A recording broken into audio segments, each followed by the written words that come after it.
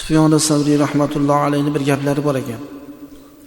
Haramtu qiyamal layli 5 ashhurin bi dhanbin wahidin. Qila ma huwa?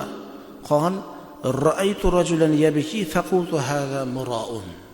Sufyon as-Savriy rahmatullohi alayhi bir gunoh tufayli 5 oy kechasi ibodat qilishlikdan mahrum bo'ldim deyaptilar. Bo'lmasa bu kishi avliyo zot.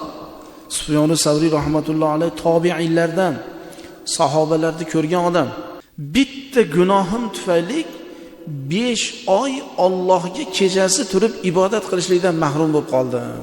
Dedilar, so'radi odamlar. Nima gunoh qilib o'tdingiz? Qaysi gunohingiz tufayli 5 oy Allohga ibodat qila olmadingiz desalar.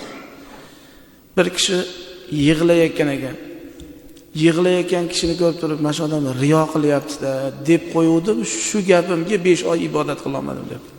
Shu odam riyo qilib yig'layapti deb qo'yganligimga 5 oy ibodatdan kechasi turib ibodat qilishlikdan mahrum bo'ldim deyapti.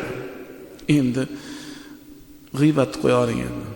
Yurishda, o'tirishda, harakat va sakanatda to'xtamay g'iybat qiladigan odamlar bo'ladi-da. Muhtaram jamoat, odam Allohga ibodat qilsak, Allohni eslasa, g'iybat boshlanayotganda deydigan bo'lib qolasiz. Faqat til, dil Allohga bog'lanish kerak.